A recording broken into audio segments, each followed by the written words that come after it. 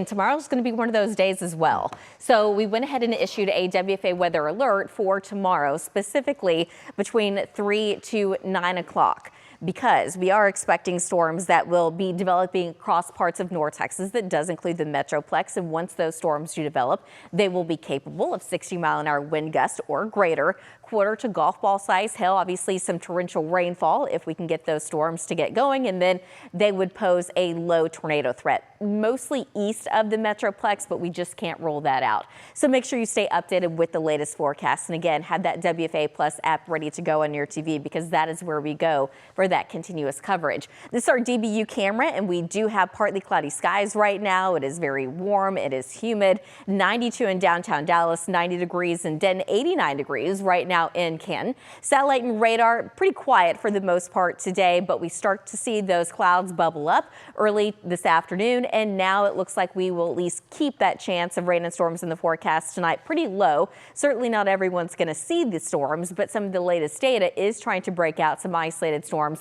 around the Metroplex sometime between about 6 and 7 o'clock this evening. So if that does happen, it looks like the intensity and the coverage would start to pick up late in the evening. This is 10 o'clock, but by about midnight, a lot of that mostly out of our viewing area, maybe a few showers in between Terrell, Canton, and Mineola, but then the intensity would go down. So the highest threat of seeing severe storms this evening is really going to be well to our east. Now overnight tonight, for the most part, it does look dry, but we could have a few showers and storms across the Red River.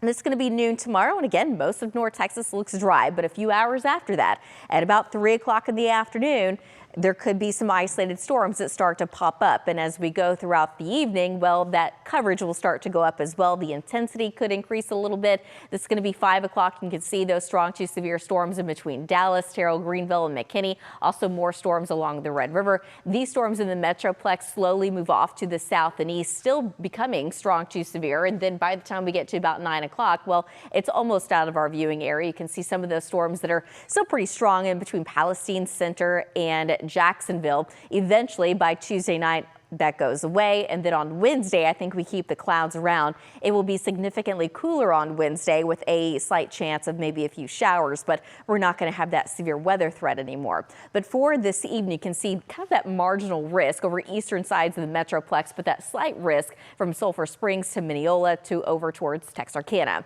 Once we get into tomorrow, though, Dallas and areas off to the east will be under that enhanced risk for severe weather. The farther west you go, that severe threat will be coming down, so it's going to be a little bit less. Rain coverage, well, rain chances at least stick around all the way through the rest of the week, but on Wednesday it's going to be significantly lower. You can see rain coverage going up for Thursday and Friday, but we're not expecting severe weather on those days.